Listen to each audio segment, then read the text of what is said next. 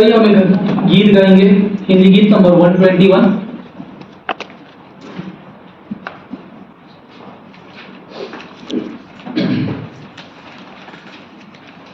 हिंदी गीत नंबर 121।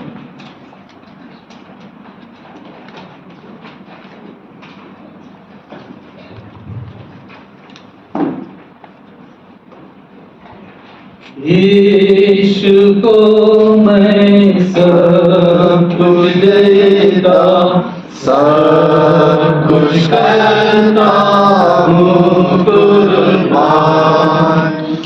जीऊंगा मैं रोज मसीह में, वो स्वर्ग दूंगा ईमान।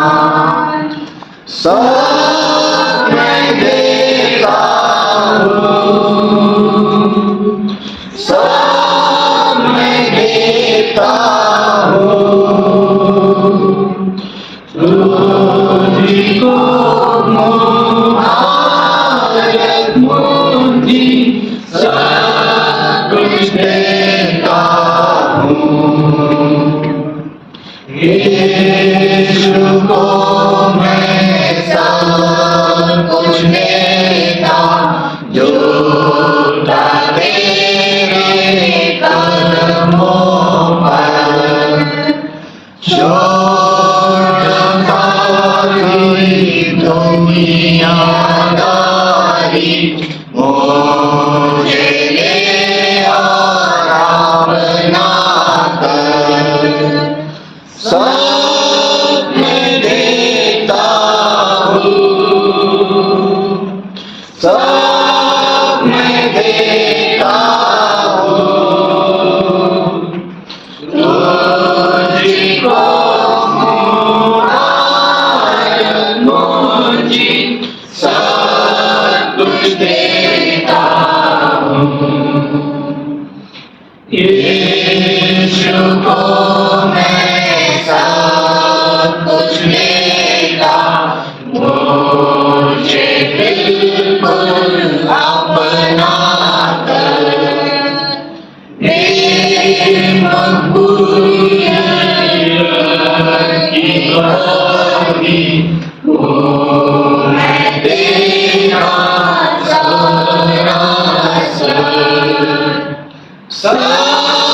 मैं देता हूँ, सब मैं देता हूँ, तुझको मुबारक मुझी, सब कुछ देता हूँ। यीशु को कुछ देता, अभी उसके बावजूद मुझ में भर दे प्यार और कुव्वत, बरकतों से कर मामूल। सब मैं देता हूँ, सब मैं देता हूँ, तुझको मुबारक मुझी, सब कुछ देता हूँ।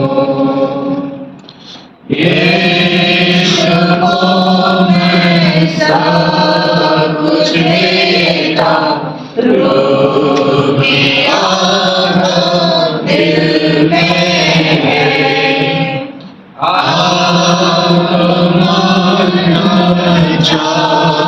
की खुशी सना सना उसकी जय। सब मैं देता हूँ, सब मैं देता हूँ, तुझको मुबारक मुझी, सब कुछ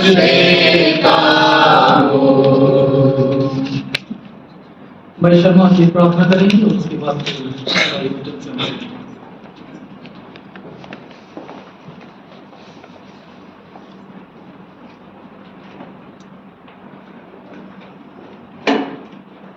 पवित्र पवित्र पवित्र स्वर्गीय पवित्र पिता परमेश्वर, आपके पवित्र नाम को धन्यवाद करता हूँ, प्रभु आभार मानता हूँ सुंदर दिन के लिए, सुंदर समय के लिए प्रभु, जो आपने हमारे और पूरे मंदिर के जीवन में जोड़ा है प्रभु। इसके लिए मैं आपको धन्यवाद करता हूँ, आभार मानता हूँ प्रभु परमेश्वर।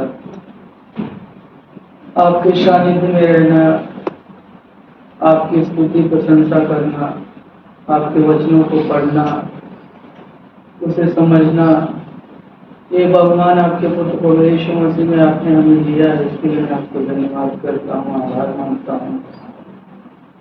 इस दिन के लिए प्रभु हमने सालों से प्रार्थना की और आपने प्रार्थना का उत्तर दिया प्रभु जी।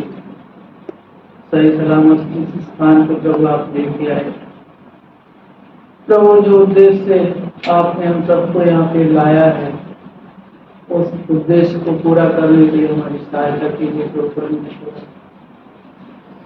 आपके दास को स्वाधीन करता हूँ। उनके द्वारा प्रभु जो कुछ भी मन्ना आपने हमारे लिए रखा है, उसे सही रीति से हम सबके समक्ष रखने में उनकी सहायता कीजिए। ज्ञान मुझे समझ लीजिए, पवित्र आत्मा की अगुवाई दीजिए प्रभु। जो उद्धार पाए लोग हैं वो और भी वचनों में बढ़े। जो लोग प्रभु अभी आपको नहीं जानते, आपके पवित्र वचनों के द्वारा उनके जीवन में कार्य कीजिए। सत्य क्या है प्रभु उन्हें जानने के लिए सहायता कीजिए। उनके मन बुद्धि को खोलिए प्रभु परमेश्वर, ताकि उनका नाश ना हो, उनकी आत्मा का नाश ना हो प्रभु परमेश्वर। आपके चरणों में बिल्कुल करता सुबह से लेकर छठ तक जो सभा का प्रभु सही रीति से आपने चलाया, जो विषय प्रभु आपने हमारे समक्ष रखा, आपके दास के द्वारा सही रीति से आपने हमारे समक्ष रखा, हमें समझने और जानने में सहायता की प्रभु, इसके लिए धन्यवाद करता हूँ प्रभु जी। और जो कुछ भी आपके वचन के द्वारा आप हमें सिखाने वाले हैं, सही रीति से हम सबको समझने में हमारी सहायता की। फिर से एक बार आपके अनुग्रह के लिए, कृपा के लिए, निस्वार्थ भाव प्रेम के लिए, करुणा के लिए, दया के लिए आपको धन्यवाद करता हूँ। आगे का समय आपके हाथों में स्वाधीन करता हूँ। धन्यवाद के साथ प्रार्थना हमारे उद्धार करता प्रभु यीशु मसीह के नाम से कहता हूँ, सुनिए, स्वीकार कीजिए। आमीन।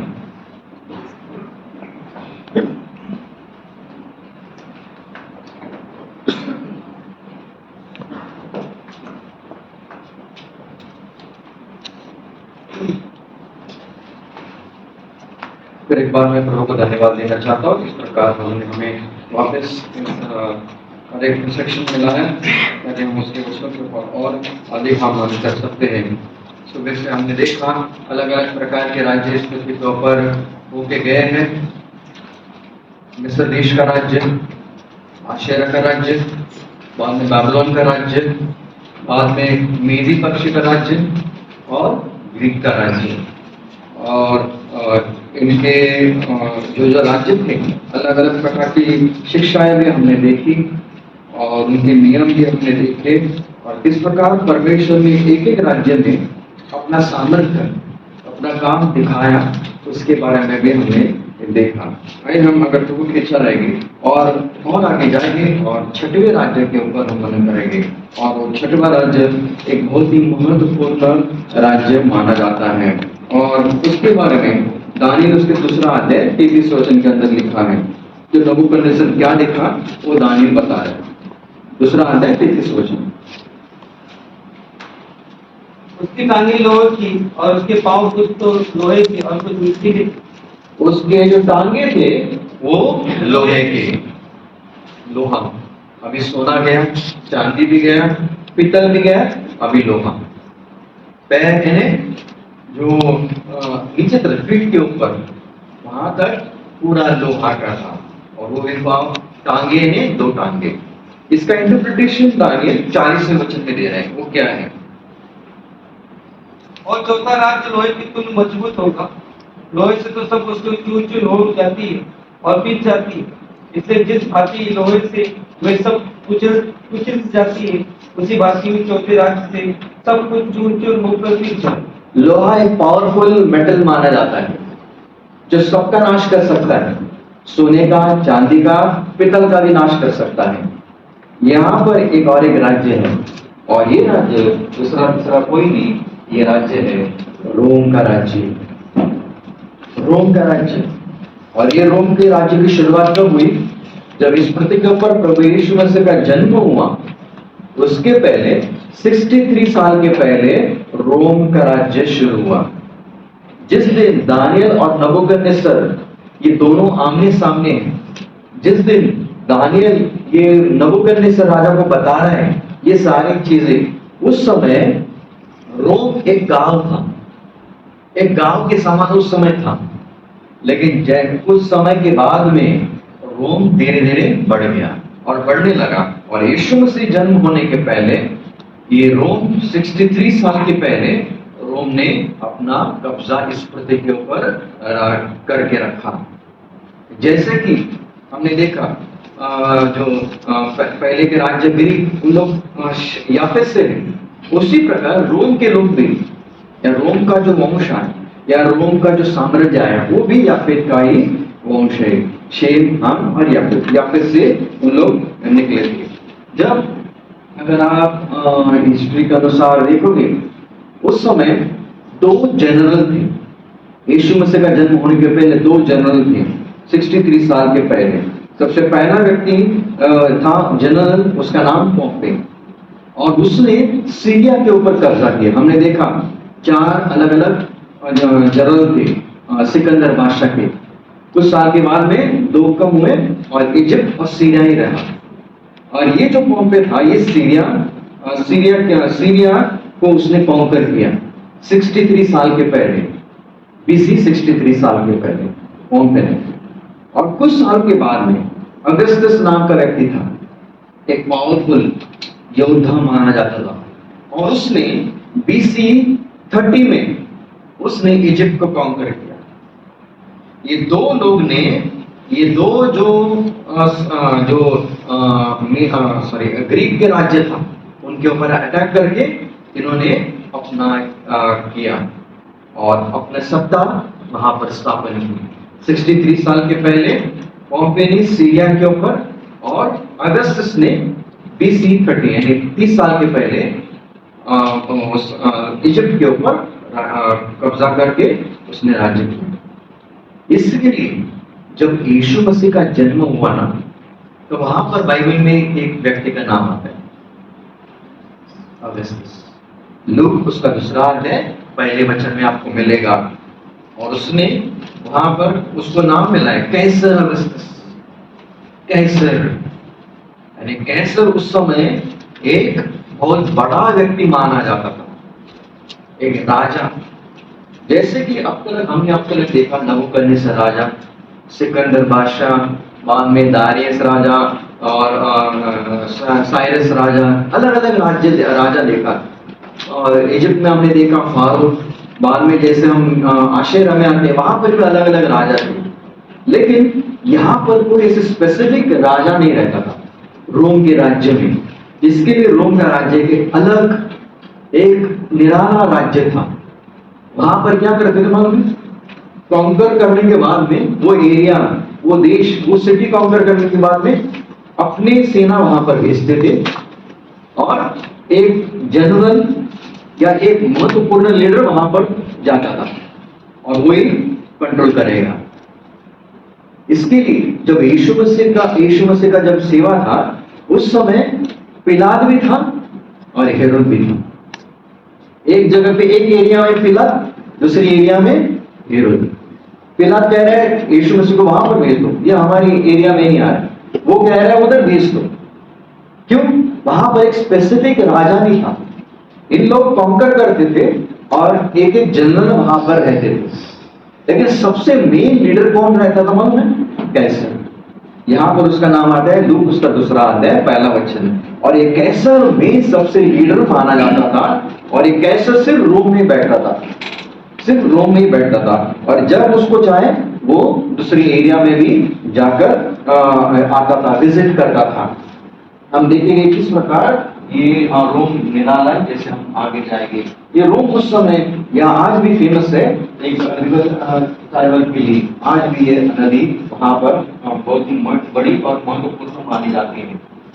और इसके विषय में हमने देखा अगस्टस ने इजिप्ट के ऊपर कॉन्कर किया और दूसरे व्यक्ति ने सीरिया के ऊपर कॉन्कर किया। और इतना बड़ा रोम, इतना बड़ा साम्राज्य, यहाँ पर देखो आप स्पेन, आज का अगर आप मैप देखोगे स्पेन, इजिप्ट, ब्रिटेन, मेसोपोटामिया, ये सारी चीज सारे वहां पर रोम के कंट्रोल में उस समय आते थे। और रोम ऐसा कहता था कि रोम के लोग या रोम की जो सेना है जहां पर जाएगी, अगर कोई रोम का व्यक्ति, रोम की सेना में से कोई एक व्यक्ति मर जाएगा, हमेशा उसके जो वुंड्स है, घाव है, उसके छाती के ऊपर मिलेगी, कभी पीठ के ऊपर कभी नहीं मिलेगी। यानी रोम की सेना इतने मजबूत रहते थे, वो कभी शत्रुओं को कभी अपनी पीठ दिखाते नहीं, मरेंगे लेकिन पीठ नहीं दिखाएंगे। और उनका एक ही मकसद, हम जीतने वाले हैं और जो हमारे सामने है उसको हम, उसके ऊपर हम मात करेंगे या विजय प्राप्त करें, आई विल कॉन्कर, वही उनका मकसद था। और इसके लिए जैसे जैसे उन लोग आगे बढ़ते चले गए, वैसे वैसे उन लोग पावरफुल, शक्तिशाली और मजबूत होते चले गए उस समय। और उस समय रोम कहा जाता था, रोम में कहा जाता था ऑल रोड्स लीड टू रोम। आज भी हम कहते हैं, आज भी इतिहास में ये फ्रेज आपको मिलेगा। यानी उस समय उन्होंने रोम की स्थापना ऐसे की ना, कौन से भी दूसरे देश से आए लोग, सब देश से, अलग अलग देश से आ सकते हैं। आज भी वही रोड कनेक्शन हो रहे हैं। हैदराबाद के लिए आने के लिए एक ही नहीं है, अलग अलग रोड भी है, वो रोड से हम आ सकते हैं। और उस प्रकार उस समय भी वही टेक्निक फॉलो हो जाता था कि सब जितने सारे रोड है वो सब रोम के लिए, रोम में जाना चाहिए। इतनी ही नहीं, दूसरी बात, उस समय ऐसा माना जाता था रोम को एंड ऑफ द वर्ल्ड, दुनिया का अंत माना जाता था रोम को। ये उनका सेकंड मेन इंपॉर्टेंट चीज था, यानी एंड ऑफ द वर्ल्ड। और इसके लिए यीशु मसीह ने भी कहा, तुम जाओ यरूशलेम में, यहूदा में, शमरून में और पृथ्वी के अंत तक जाओ, पृथ्वी का अंत तक।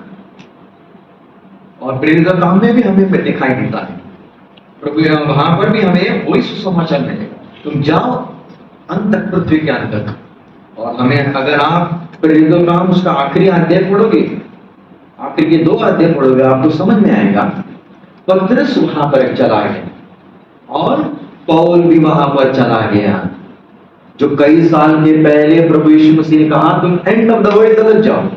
ये 2 प्रभु के दास वहां पर जाकर उन्होंने सुसमाचार बताया और पतरस को और पौल को रोम में मारा गया, एंड ऑफ द वर्ल्ड। मगर आज एंड ऑफ द वर्ल्ड रोम नहीं है, आज हमें मालूम है क्या है, आज और ज्यादा उससे आगे भी है। हमें आज हमारे सामने ये आगे और हमें दिखाई देता है। उस समय इतना ही नहीं है, ऐसे माना जाता था, हर एक व्यक्ति की एक ही इच्छा रहती थी, कभी ना कभी जीवन में रोम जाने के लिए मिले। जैसे कि हिंदू लोगों की हमेशा इच्छा रहती है गंगा यमुना विजिट करना है, मुस्लिम लोगों की हमेशा इच्छा रहेगी मक्का, मदीना, डोम ऑफ रॉक, ये 3 जगह पे हमें विजिट करना है। क्रिश्चियन लोग की हमेशा एक ही इच्छा रहती है, हमें इस्राइल, यरूशलेम में जाकर देखना है, एक जीवन में एक बार एक मिलना चाहिए। उसी प्रकार उस समय के जो लोग थे ना, उनकी एक ही इच्छा रहती थी, हमें रोम में जाकर एक न एक दिन देखना है कि सारा सुंदरता, इतने सुंदर उन्होंने उस समय बनाया जाता था। और आखिरी एक चीज है वो है रोम में, रोम ऐसे माना जाता था कि रोम एक इटर्नल सिटी है। हर एक जनरल और कैसर उन लोग एक ही कहते थे, रोम जो है वो अनंत काल के लिए टिकने वाला शहर है। लेकिन उनको नहीं मालूम इस प्रकार कभी होने वाला नहीं। ये बाइबल के अनुसार रोम तो चला गया, वो रोम खत्म हुआ, सब शहर जाने वाले हैं, लेकिन अनंत काल के लिए क्या है? प्रभु यीशु मसीह और उसका राज्य जो आने वाला है वो अनंत काल के लिए रहने वाला है। हाँ, विश्वास है, उसका वचन अनंत काल के लिए है, जो उसके ऊपर जो विश्वास करने वाले लोग, हम और हम भी प्रभु यीशु मसीह के साथ अनंत काल के लिए रहने वाले हैं। उसका सुसमाचार जो है वो भी अनंत काल के लिए। और उस समय उन्होंने कई ऐसे आर्किटेक्ट या सुंदर चीजें उन्होंने बनाई थी, उसमें से एक है कोलोसस। इसके अंदर कई ऐसे गेम्स होते थे, कई ऐसे रेसेस होते थे, और ये गेम सारे सुधे थे, जैसे क्रिकेट है, फुटबॉल है, ये जो गेम्स रहते थे वो मृत्यु के गेम रहते थे। लड़ाई अंदर मृत्यु, वहां पर इसके अंदर कई ऐसे खून भी बहाया है, रोमी लोगों का भी और ज्यादातर मसीह लोगों का, क्योंकि इतिहास के अनुसार यहाँ पर कई लोगों को मारा भी गया है। सुमुर्ना, बाइबल के अंदर सुमुर्ना कलीसिया है, रेवलेशन के अंदर सुमुर्ना कलीसिया के अंदर के जो लोग थे ना, कई लोगों को यहाँ पर मारा गया। ये आज भी है, ऐसे टूटा फूटा है क्योंकि बहुत पुराना है, इसके लिए आज भी रोम में अगर कोई जाएगा तो उसको ये सारी चीजें देखने को मिलेगी। लेकिन आज अंदर जाना मना है क्योंकि वो कभी भी गिर सकता है। इसके लिए आज भी ईस्टर के समय में वो हमेशा बाहर खड़ा रहेगा स्टेज के ऊपर, और वो भाषण देगा, यहीं पर खड़े रहकर वो भाषण देगा ईस्टर के समय में। ये जो रोम है, रोम, यहाँ पर इन्होंने कई ऐसे मसीह लोगों को मारा है। कई साल के पहले जब स्मुर्ना कलीसिया में एक औरत थी, उसका नाम परपेचुएला, ये 21 साल की लड़की थी और उसका छोटा बच्चा था, और उसको पकड़ा रोमी सिपाही, उसको लाया, उसको एक ही कहा, तो ये सैंड ले, राख ले और कहे Kaiser is lord, Caesar is lord. उसने कहा मैं नहीं कहूंगी। यहाँ पर लगभग 70,000 से ज्यादा लोग अंदर बैठ सकते थे, स्टेडियम रहता था, और ये अंदर ये पूरा मैदान, ग्राउंड, उसको वहां पर खड़ा कर दिया और हजारों लोग चारों ओर बैठे। उसको फिर एक बार कहा, ये कैसर ऊपर बैठा है, सीजर इज लॉर्ड कहे, कैसर प्रभु कहे। उसने कहा नहीं। उसने क्या किया, जो रोमी सिपाही है उसने उसके छोटे बच्चे को लिया, अपने हाथ में नीचे रखा और पैर उसके ऊपर रखा। उसको कहा अभी कहे, नहीं तो मैं यहाँ पर उसके ऊपर मैं खड़ा रहूंगा। उसने कहा नहीं। और वो जो सोल्जर था उसने एक पैर रखा, रखने के बाद वो बच्चा फूट गया, क्योंकि रोमी सिपाही जो रहते हैं पूरे लोहे, इतने हाइट, पावरफुल, वेट कितना रहता है उनका, पूरा लोहा रहता है ऊपर से नीचे, फूट गया बच्चा, मर गया। बाद में कहा वापिस टूट गए, नहीं। आखिर में उसको उसके जितने सारे कपड़े थे वो फाड़ दिए, वैसे ही वहां पर उसको खड़ा कर दिया, और वहां पर एक नेट लाया गया, नेट के ऊपर उसको रखा गया, और एक जो बुल है, बुल को क्या कहते हैं, उसको छोड़ा गया, और वो उसको मारते गया।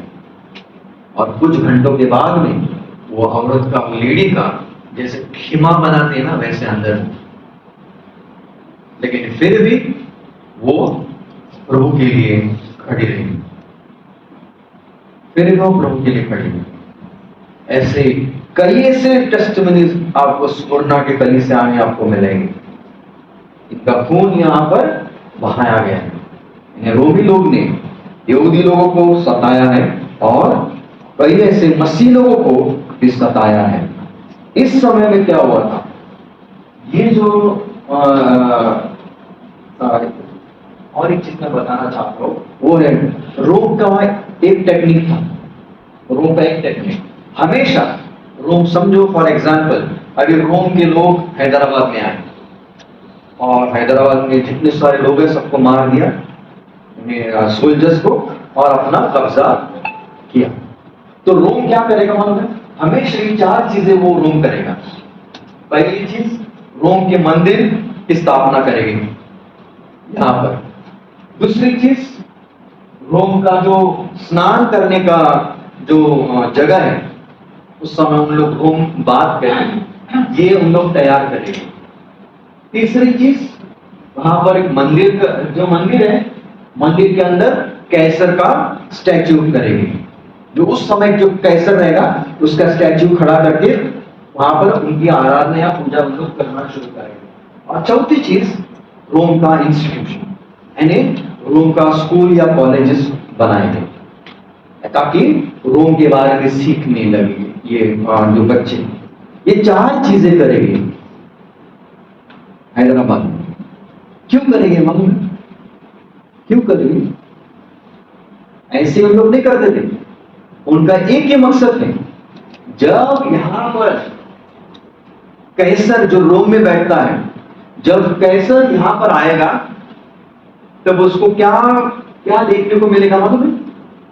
जो रोम में है वही चीजें यहां पर भी बनी है, यानी उसको कोई दूसरा यानी अलग फील नहीं होगा। मैं घर में हूं, मैं मेरे रोम में हूं, उसको ऐसे फील होगा। ये टेक्निक उनकी थी।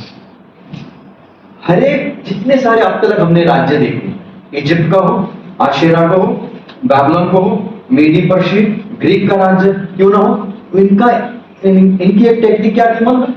लोगों को इन लोग पकड़ के वहां पर लेके जाते थे, पकड़ के वहां पर उनके राज्य में लेके जाते थे। दानियल हजारिया, अनानिया, मिशाल हजारिया, उनको लेके वहां पर पकड़ा चले गए बैबलोन में, इराक में। लेकिन रोम के लोग क्या करते थे? उन लोग लेके नहीं जाते थे, वहां पर उन लोग डेरा डालते थे, अपनी सेना वहां पर भेजते थे। और ये चीज ब्रिटिशर्स ने फॉलो किया। ब्रिटिशर्स ने यहीं पर आए और अपना डेरा किया। वही सिस्टम कहां से फॉलो हो रहा है? रोम की ओर से इस पृथ्वी के ऊपर और भारत देश के अंदर भी। ये रोम के राज्य में क्या क्या हुआ था? रोम के राज्य में हम सबको मालूम है यीशु मसीह का जन्म हुआ। जो बाहर रोम था, यीशु मसीह का जन्म हुआ। रोम के राज्य में ही यीशु मसीह ने अपनी सेवा को शुरू किया। रोम के राज्य में ही यीशु मसीह को सूली पर मार दिया। रोम के राज्य में ही यीशु मसीह स्वर्ग में चला गया। रोम के राज्य में पेंटिकॉस्ट के दिन में कलीसिया की स्थापना हुई। रोम के राज्य में सुसमाचार फैलने लगा, यहूदा से लेकर शमरून तक और पृथ्वी के अंत तक। और रोम के राज्य में कलीसिया ने उस समय बहुत दुख उठाया, बहुत दुख उठाया। यानी जब यीशु मसीह था तब कौन सा राज्य था मालूम? उस समय रोम का राज्य था। जब जॉन था पात्मो नाम के टापू में, तब कौन सा राज्य था? तब भी रोम का राज्य था। इसके लिए कोई रेवोल्यूशन 17वां अध्याय 9 और 10 कोई पढ़ेंगे?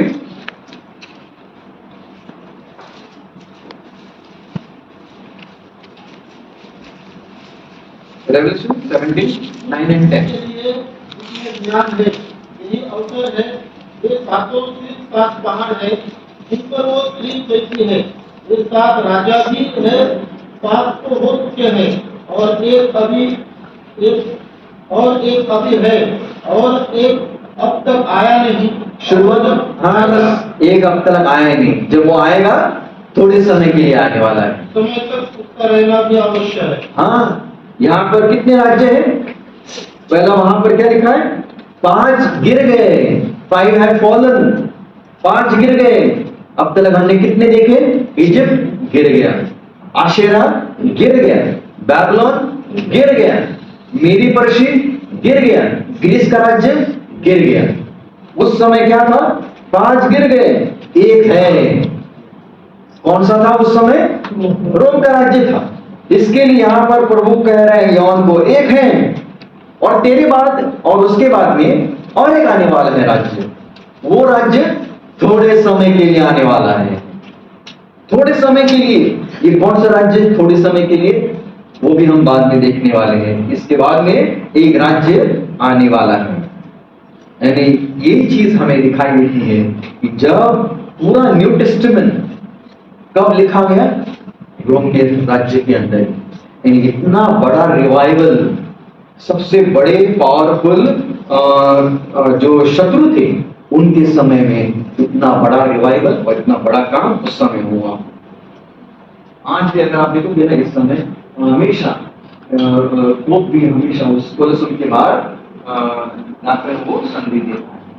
हमने देखा अब तक ये सारी चीजें, size, value and power. Size तो ये पैर, तो टांगे, साइज कितना, इतने लंबे हमेशा हमारे टांगे कैसे रहते, सबसे लंबे।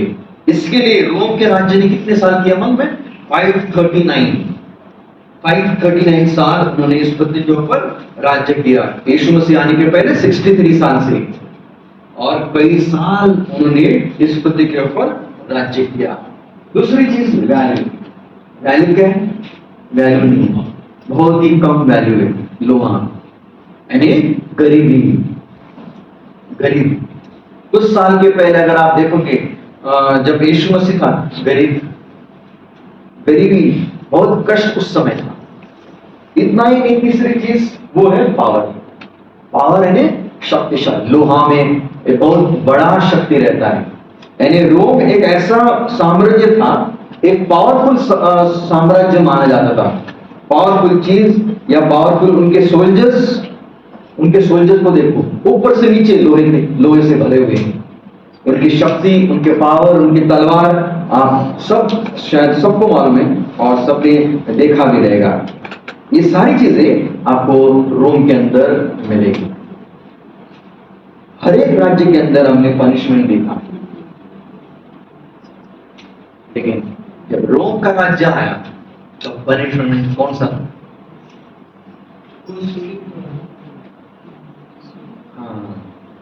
क्रूसिफिकेशन। ये सबसे भयानक और सबसे खतरनाक और सबसे दर्दनाक पनिशमेंट माना जाता था पूरे इतिहास में। हमने अलग अलग प्रकार के पनिशमेंट देखे। पहले में फांसी, बाद में हाथ काटना, उंगलियां काटना, गर्दनों को काटना। इसके अंदर ये दोनों पनिशमेंट के अंदर इंसान 5 मिनट में मर जाता है। बाद में बाबलोन आग में डालना, 5-10 मिनट के अंदर जल जाएगा। बाद में शेर, मेदी पर्श के अंदर शेर के टाइम पे वो भी 5 मिनट के अंदर इंसान खत्म होगा। बाद में पॉइजन दो या कुछ भी हो, हमने देखा ग्रीस के टाइम पे पनिशमेंट। लेकिन यहां पर इंसान जल्दी मरता नहीं था, यहां पर इंसान तड़पता था। लोगों की एक ही प्रार्थना रहती थी, मुझे मृत्यु आएगा, जल्दी ठीक होगा। लेकिन यीशु मसीह को कितने घंटे, लगभग 6 घंटे उसने सजा लिया हमारे लिए और इस पूरे पृथ्वी के लिए। और यहाँ पर बैठे हुए हर एक व्यक्ति ने, प्रभु यीशु मसीह ने हमारे खातिर उस सूली के ऊपर चलाया गया। इसके लिए यहूदी लोग में क्या सजा थी मालूम है? यहूदी लोग में सजा थी पत्थर से मारना वो सजा थी यहूदी लोगों में। लेकिन यहूदी लोग क्या चिल्लाए, उसे सूली के ऊपर चढ़ाओ। और ये सुनकर हेरोद ने भी ऑर्डर दिया, तुम सूली के ऊपर चढ़ाओ। अगर उन लोग चाहते थे तो उन लोग पत्थर भी मार सकते थे, मारते थे। लेकिन अगर पत्थर मारेंगे हड्डी टूटेगी, और बाइबल में लिखा है उसकी हड्डी कभी टूटने नहीं वाली है। सजा अलग, और पत्थर मारने की सजा है, पत्थर लेगा पहला व्यक्ति, एक व्यक्ति है जो पहला पत्थर मारेगा, और पहला पत्थर हमेशा यहां पर मारा जाता है। और वो औरत की वही स्थिति रही। अब कई साल के पहले मैंने यही संदेश दिया था ऐसे उस समय। तो एक व्यक्ति ने कहा, ब्रदर आपने दिया वो बराबर नहीं दिया। क्यों? उसने कहा पौल को तो मारा गया, ऐसे उसका हेड बाजू में किया, वो भी रोम का राज्य था। मेरा भी ध्यान इतना गया नहीं, एक बार मैंने उसको कहा पॉल को क्यों क्रूसीफाई किया, नहीं मालूम है? क्योंकि it was a Roman citizenship, उसका जन्म रोम में हुआ, इसके लिए उसको उस प्रकार मारा नहीं गया। ये रोम के एक नियम था, अगर कोई भी एक रोमन सिटीजनशिप है तो उसको कभी क्रूसीफाई किया नहीं जाएगा। इसके लिए पॉल को उस प्रकार नहीं मारा गया। लेकिन पतरस को किस प्रकार मारा गया? इसी प्रकार। लेकिन पतरस ने अपनी इच्छा उसके सामने रखी, मुझे उल्टा करके मारो, और इसके लिए उसको उल्टा करके मारा गया। उस प्रकार की अविश्वासी सबसे खराब और सबसे दर्दनाक उस समय की सजा थी। उनको, यहूदी लोगों को यीशु मसीह का दोष नहीं उनको दोष लेना नहीं था। उनका चाहिए था जो भी काम है वो रोम साम्राज्य करने दो। इसके लिए उन्होंने कहा हम मारने के बदले वो मारे तो अच्छा होगा। इसके लिए उन्होंने कहा क्रूसीफाई नहीं, उसके सूली के ऊपर चढ़ाओ, सूली के ऊपर चढ़ाओ। इन्होंने अपने हाथ धोए, यहूदी लोगों ने ये कहकर, और आखिर में पिलात ने भी हाथ धोए, तुम जाओ, तुम देखो, उसको सूली के ऊपर चढ़ाओ। यीशु मसीह का मृत्यु रोम के हिसाब से हुआ, लेकिन यीशु मसीह को कब्र के अंदर डालने की क्रिया वो एज ए जू, एक यहूदी की रीति से उसको किया गया, यहूदी की पद्धति से उस समय या प्रभु यीशु मसीह के किया जाता। वो सिर्फ खतरनाक या दर्दनाक नहीं थी, लेकिन शेमफुल भी थी कि वहां पर उनके कपड़े निकाले जाते थे, और एक नहीं, दो नहीं, कई घंटे वहां पर उनको तड़पता था और आखिर में मारा जाता था। और रोम इसके लिए सबसे डिफरेंट था, सबसे डिफरेंट दो चीज के लिए। वो है रूलिंग के लिए, हमने पहले देखा जितने सारे राज्य हैं उन्होंने यहूदी लोगों को पकड़ के अपने अपने देश में लेके चले गए, लेकिन रोम ने क्या किया? अपने लोगों को वहां पर भेजा। ये रूलिंग में उन लोग अलग थे, और दूसरी चीज पनिशमेंट भी सबसे अलग और सबसे भयानक पनिशमेंट इन्हीं रोम का था। और इसी रोम में से और एक व्यक्ति कुछ साल के बाद आया, वो है जनरल टाइटस। इसके बारे में लूक उसका 21वें अध्याय में पहले ही लिखा है, पहले से ही लिखा।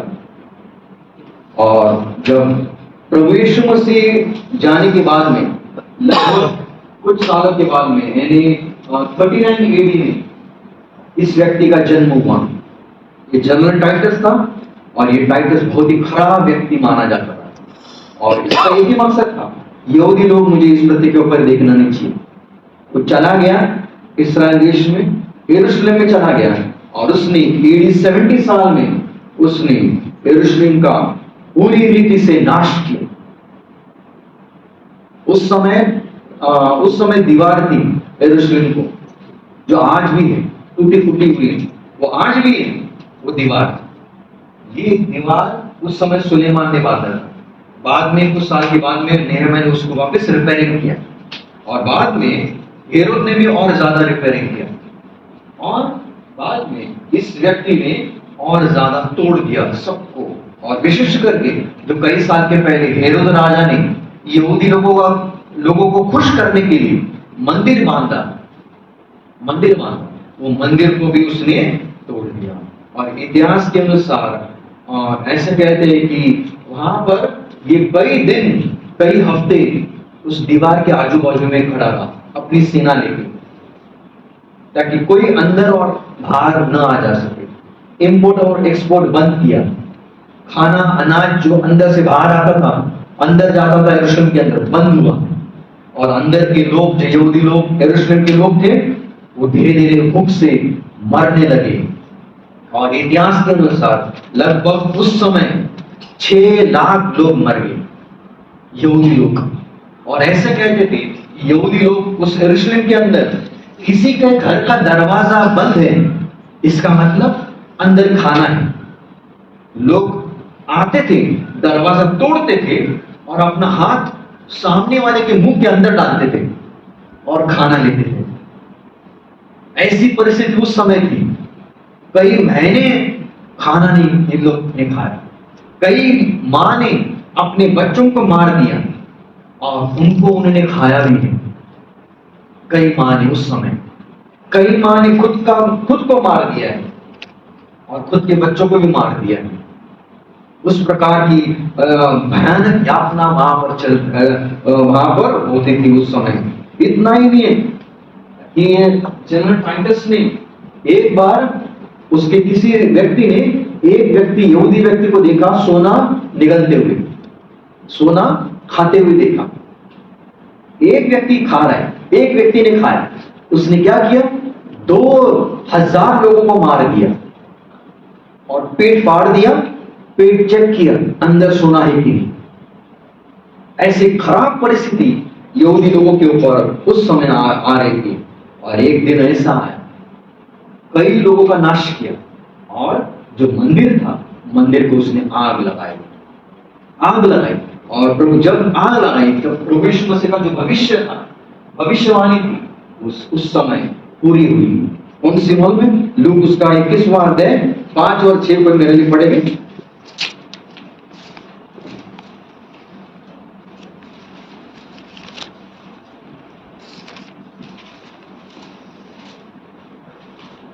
जब कितने लोग मंदिर के विषय में कह रहे थे कि वो कैसे सुंदर पत्थरों और भेंट की वस्तु से संवारा गया, तो उसने उनसे कहा, वे दिन आएंगे जिनमें ये सब जो तुम देखते हो उनमें से एक ये किसी पर पत्थर भी ना छूटेगा। प्रभु यीशु मसीह ने कई साल पहले कहा था, पत्थरों के ऊपर पत्थर रह गए नहीं।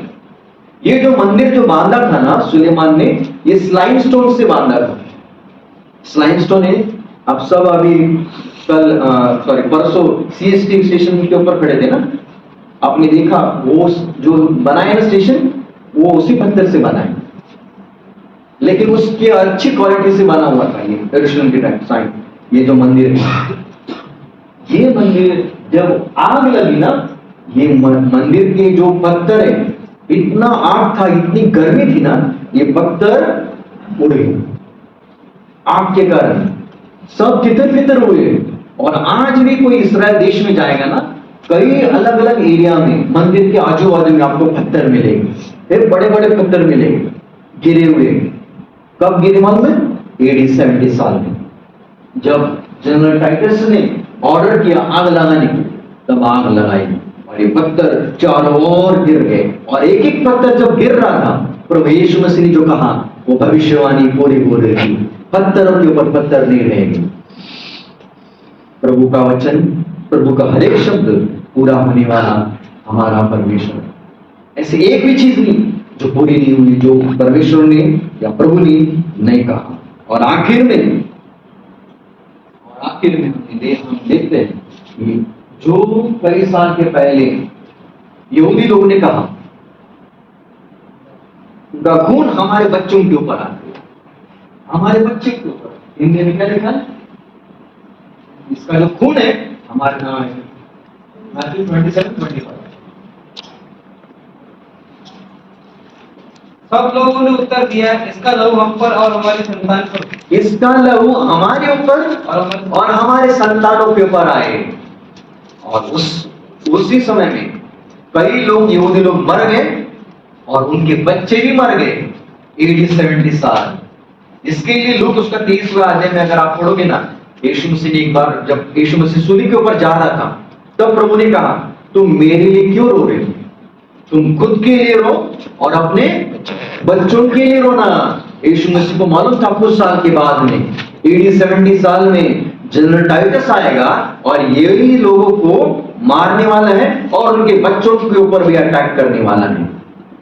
इसके लिए कहा, तुम मेरे लिए रोना मत, तुम अपने बच्चों के लिए रोना। ये लेकिन एक समय आया, उसके पहले AD 64 साल में रोम जल रहा था और जो कैसर, जो नीरो, ये सब लोग देखकर खुशी मनाए, क्योंकि रोम उन्होंने जो बनाया ना, एकदम बाजू बाजू में बनाया। उनके जो घर, उनके जो आर्किटेक्ट बिल्डिंग बाजू में, और ये जो आग थी लगभग कई दिन वहां पर चल रही थी, कई दिन वहां पर चल रही थी आग। और कई नुकसान रोम का हुआ।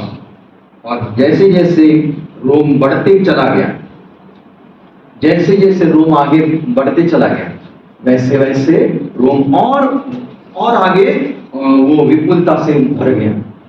लेकिन एक दिन आया क्योंकि रोम इतना बड़ा था, चलाने के लिए विजडम चाहिए, पैसा चाहिए, धन चाहिए और यूनिटी चाहिए। इनके जनरल जहां पर भी जाते थे उनके अंदर झगड़ा। इसके लिए हम बाइबल में भी देखते हैं हेरोद और पिलात के अंदर झगड़ा था, लेकिन यीशु मसीह ने वो झगड़ा मिटा दिया और यीशु मसीह की वजह से लोग दोस्त हुए। यानी उन लोग जैसे जैसे और आगे चलते गए, इनके कारण झगड़ा, यूनिटी हट गई। और जहां पर यूनिटी नहीं रहती वहां पर प्रॉब्लम्स आएगी। और एक ऐसा समय आया, 539 साल हुए, 539 साल के अंदर पूरा इतना बड़ा रोम का राज्य ये चला गया। क्यों? चलाने के लिए कोई नहीं था। ये इन लोगों के अंदर यूनिटी नहीं थी, झगड़ा था, प्रेम नहीं था, इसके कारण चला गया। लेकिन क्या रोम चला गया है? क्या रोम चला गया है? मैं तो कहूं Rome has failed but not ended. कभी कभी टीचर ब्लैक बोर्ड के ऊपर लिखती है ना चौक से, और बाद में पोंछती है। पोंछने के बाद में इंप्रेशन वो लिखा है ना उसका रहता है थोड़ा सा। उसी प्रकार रोम दुनिया के लिए चला गया है, लेकिन बाइबल के हिसाब से अब तक वो चला नहीं गए हैं। अब तक वो चला नहीं गए। अभी भी रोम है, रोमन कैथोलिक आज भी है। रोमन इंस्टीट्यूशन, स्कूल, कॉलेजेस आज भी आपको मिलेंगे, ऑर्फनेजेस आज भी आपको मिलेंगे। पूरी दुनिया के अंदर आपको ये सारी चीजें मिलेगी। हॉस्पिटल, उनके ऑर्फनेजेस, उनके स्कूल आज भी मिलेंगे। ये सब कंट्रोल कौन कर रहा है? क्या उनके प्रीस्ट? नहीं, कंट्रोल कौन कर रहे हैं मालूम है? जो पोप रोम के अंदर बैठा हुआ है, वो वहां पर बैठा है, वहां से पूरी दुनिया को कंट्रोल कर रहा है। आज इस पृथ्वी के ऊपर सबसे ज्यादा पॉपुलेशन किसका है? क्रिश्चियन लोग का। और क्रिश्चियन में से ज्यादा पॉपुलेशन कौन है? Roman Catholic. रोमन कैथोलिक लोहा अभी भी है, लोहा हट नहीं गए, थोड़ा सा ब्लर हुआ है, ब्लर हुआ है। आज हम बोल रहे हैं भारत देश के अंदर बीजेपी का सरकार है, दूसरे देश के अंदर उनकी अलग अलग सरकार है, लेकिन एक्चुअली देखा जाए पूरी दुनिया के ऊपर कंट्रोल आज रोम का ही है। जैसे रोम के राज्य में यीशु मसीह का जन्म हुआ, उसी प्रकार रोम के राज्य के अंदर यीशु मसीह का आना भी होने वाला है। जब फिर यीशु मसीह आएगा तब नीचे किसका राज्य होना चाहिए? रोम का ही राज्य होना चाहिए। यही रोम का राज्य है। हाँ विश्वास करो, यही पर मैं रखना चाहता हूँ। नेक्स्ट सेक्शन में हम देखेंगे अगर रोम थोड़ा सा फेल हुआ है तो अभी हम कहां पर हैं, अभी हम कहां पर हैं, उसके विषय में हम नेक्स्ट सेक्शन में देखेंगे।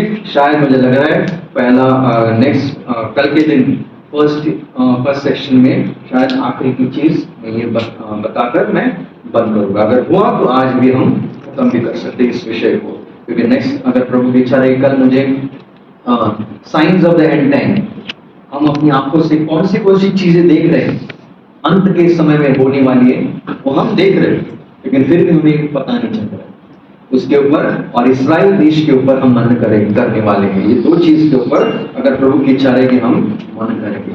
इसके लिए प्रभु करें इन वचनों के ऊपर अपनी आशीष ले पाए।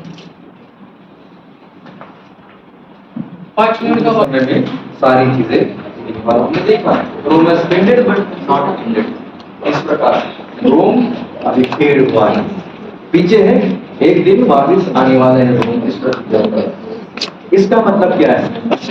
कितने सारे राज्य अब तक हमने देखे। इजिप्ट चला गया, तुरंत आश्चर्य का राज्य आया। आश्चर्य का राज्य जाने के लिए बाबिलोन ने उनके ऊपर अटैक किया और अपना राज्य इस पृथ्वी के ऊपर बनाया। बेलशस्सर राजा को मार दिया और मेदी पर्शी ने अपना राज्य बनाया। सिकंदर बादशाह ने भी ये बाबिलोन का नाश किया और अपना राज्य बनाया। यानी कांग्रेस का राज्य चला गया, तुरंत बीजेपी का राज्य आया।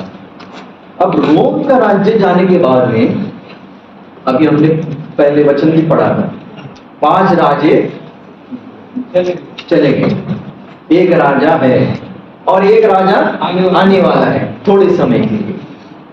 इसका मतलब 5 चले गए, एक है रोम का है और एक आने वाला है। अब ये रोम का राज्य उस समय 539 साल के बाद में थोड़ा ब्लर हुआ, चला गया बैकग्राउंड में। तुरंत दूसरा राज्य आने चाहिए, लेकिन आया नहीं। वो जो आने वाला है वो राजा है ना, वो अब तक आया नहीं है। वो आएगा, वो थोड़े समय के लिए आने वाला है इस पृथ्वी के ऊपर। इसका मतलब हम कहां पर हैं? हम गैप में हैं। हम गैप में हैं। इसका मतलब ये पूरा लोहा जो पैर है वो खत्म हुए, अब एक जो फीट है वो आने वाले हैं, अब तक वो आए नहीं है। इसका मतलब हम कहां पर मालूम है? ये पुतला के अनुसार जहां पर हमारे पैर टू फीट वहां पर खत्म होते हैं, वहां पर हम आके रहे हैं। इसका मतलब हम गैप में हैं। अब ये गैप कहां पर हमें दिखाई देता है? गैप दिखाई देगा बाइबल चाहिए, बाइबल के अंदर हमें दिखाई देगा गैप के अंदर। बाइबल के अंदर कई ऐसे वचन है, लेकिन मैं इतने सामने आपके सामने नहीं रखना कि इतना समय नहीं। अगर आप देखोगे कोई मेरे लिए आइज़िया 9:6 कोई पढ़ेंगे? एशिया 9:7 वचन।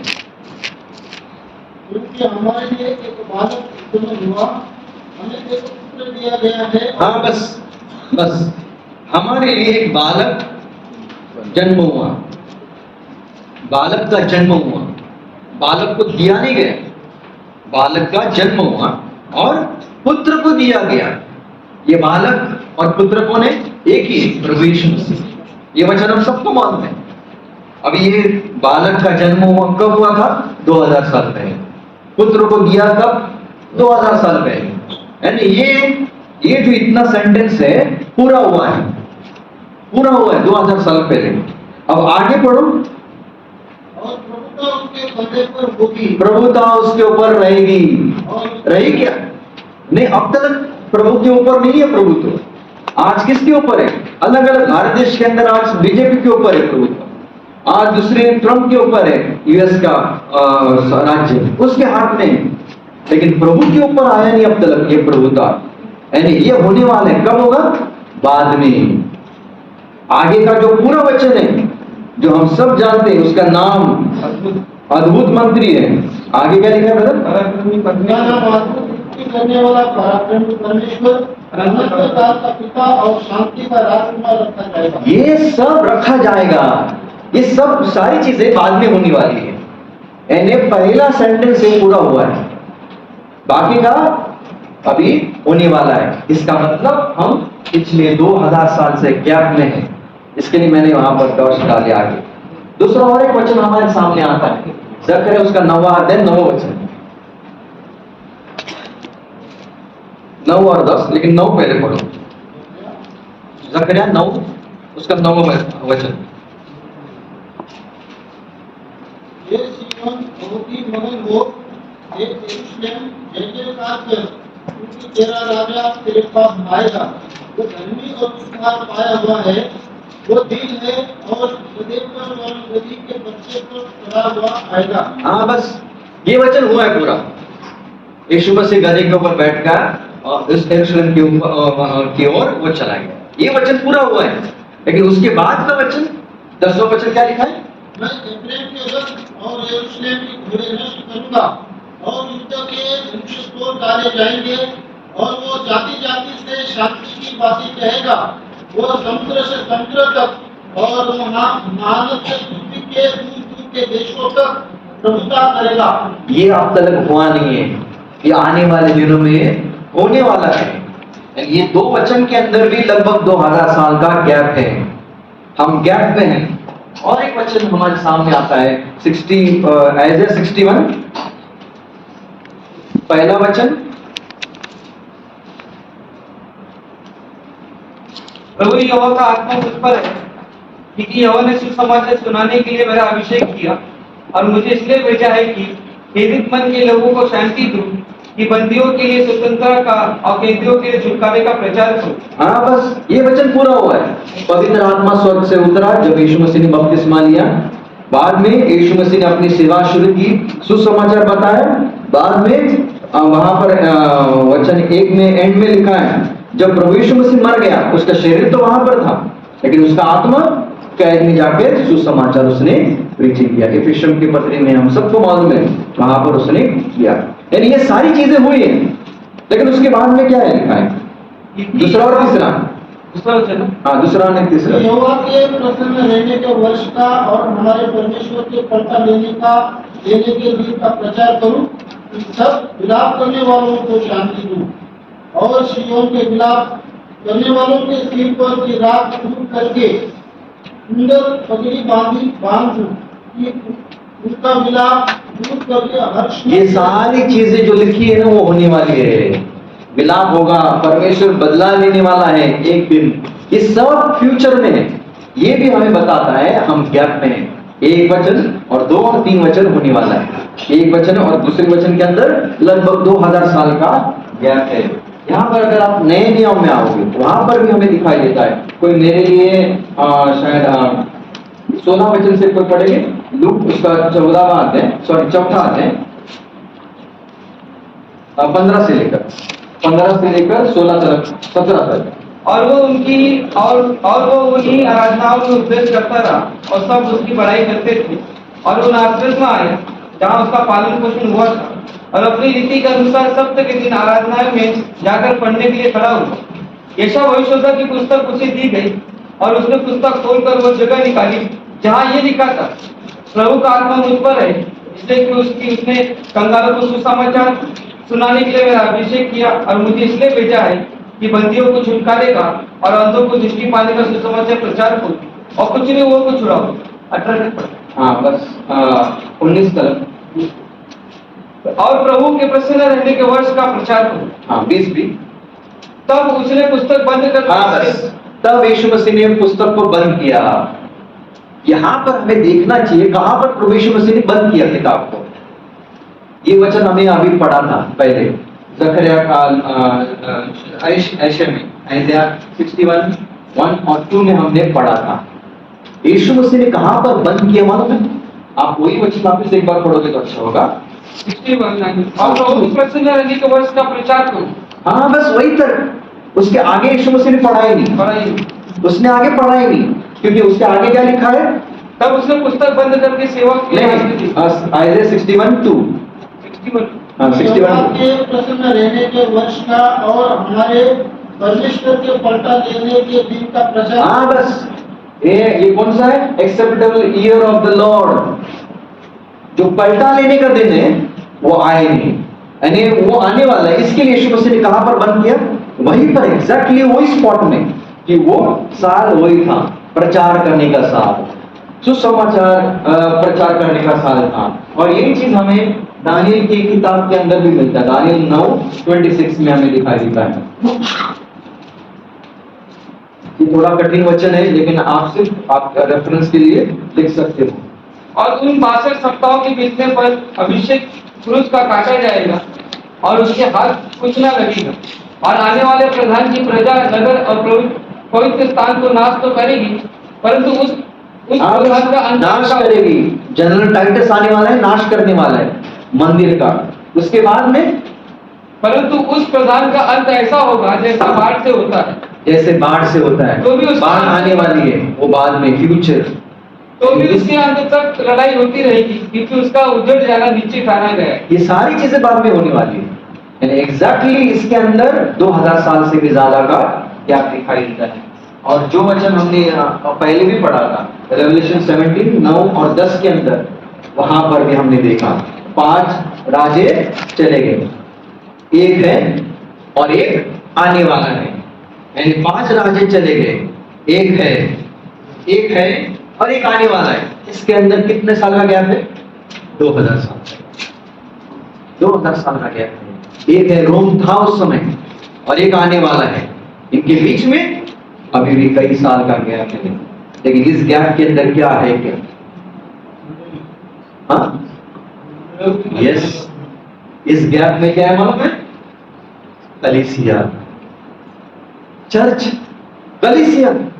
यही है, यही पीरियड है जिसको हम कह सकते हैं द पीरियड ऑफ ग्रेस, अनुग्रह का समय।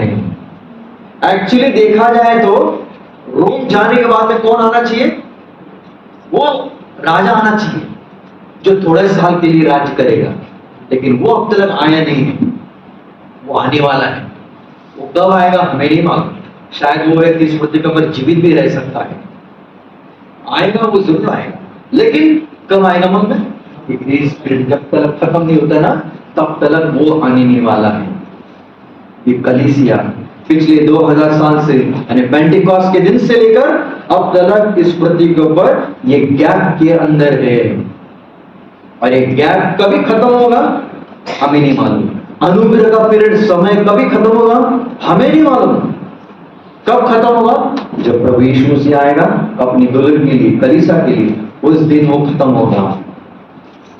अनुग्रह का समय ने, शायद किसी के पास क्रेडिट कार्ड रहेंगे ना, क्रेडिट कार्ड है, आप कुछ 10,000 का खरीदोगे, आपके सामने 3 वीक या 4 वीक रहते हैं, कुछ दिन रहते हैं, 21 या 30 दिन रहते हैं।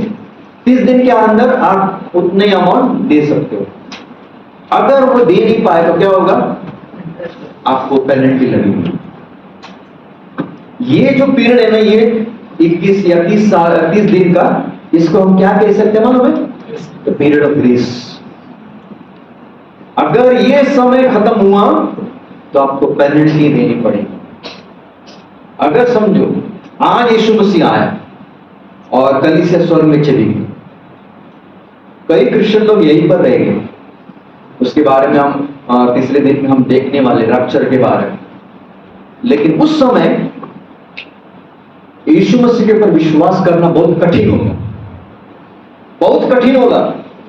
आज जितना आसान है, आज जितना हम फ्री है ना, उतना उस समय फ्री नहीं रह पाओगे। बहुत कठिन होगा। आज जो काम और जो परसिक्यूशन होना है वो कुछ भी नहीं है, वो 1% भी नहीं है। आने वाले दिनों में जब कलीसिया स्वर्ग में जाने के बाद में इस पृथ्वी के ऊपर जो परसिक्यूशन आएगा वो कुछ भी नहीं। उस समय कितना भयानक परसिक्यूशन आने वाला है इस्राएल लोगों के ऊपर, और उस समय जो यीशु मसीह के ऊपर विश्वास करेंगे उनके ऊपर भी।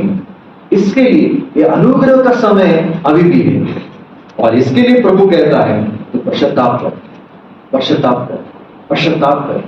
प्रभु का वही संदेश था पहला, बपतिस्मा करने वाला यूहन्ना, उसका भी वही संदेश था, और आज भी हजारों लाखों प्रभु के दासों का वही संदेश है, रिपेंट, पश्चाताप करो क्योंकि परमेश्वर का राज्य निकट आ रहा है। सिर्फ पश्चाताप। लेकिन फिर भी आज कितने दुख की बात है, मुझे प्रभु नहीं चाहिए, मुझे पश्चाताप नहीं चाहिए, मुझे सिर्फ पाप चाहिए, क्योंकि शैतान ने उनके मनों को अंधा करके रखा है। आज प्रभु के पास आ जाओ और अपना जीवन प्रभु के हाथ में सौंप दो। ये मृत्यु और यीशु मसीह कब आएगा पता नहीं, क्योंकि प्रभु यीशु मसीह ने हमारे खातिर 2000 साल पहले अपना जान दिया। हमारे लिए कौन देगा इस पृथ्वी पर जाना? हमारे कोई नहीं। कुछ साल के पहले एक पिता ने अपने खुद के बेटे को और अपने दोस्त के बेटे को दोनों को लिया और समुद्र घुमाने के लिए छोटे से नाव में रख दिया दोनों को, और तीनों जन चले गए। हम समुद्र में जाएंगे अंदर, और तीनों जन चले गए। दोनों छोटे बच्चे थे, यानी 13-14 साल के।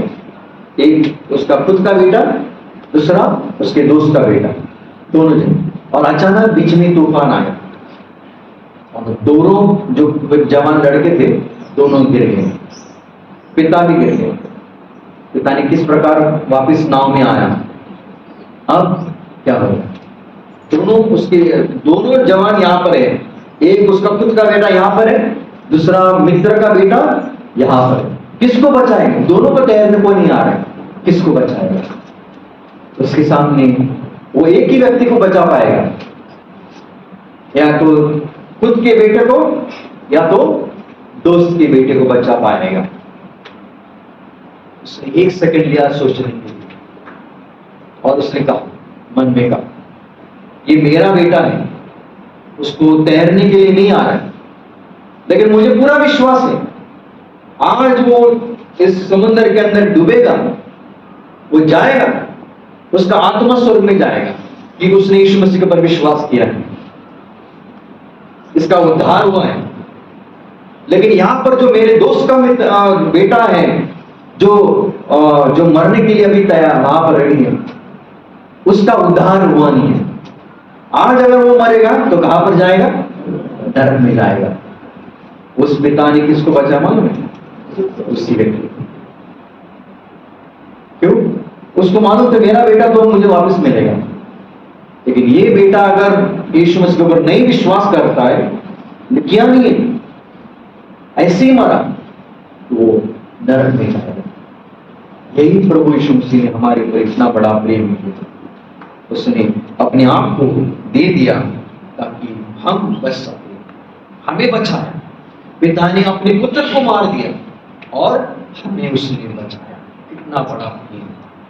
हम गैप में हैं और ये गैप कभी भी खत्म होगा, कब खत्म होगा हमें नहीं मालूम, लेकिन हम कलीसिया स्वर्ग में जाने के समय में ये गैप खत्म होने वाला है।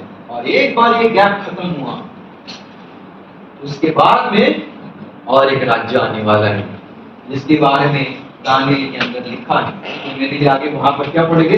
33वां वचन, दानियेल चैप्टर 2 वर्स 33।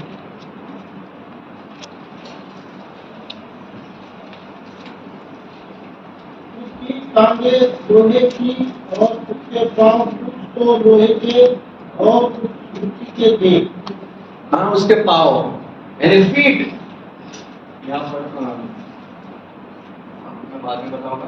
यहाँ पर 33 वचन के अंदर आखिरी चीज लिखी है, उसके पाँव यानी नीचे के जो फीट रहते हैं वो। उसका इंटरप्रिटेशन क्या है? 41, 42, 43।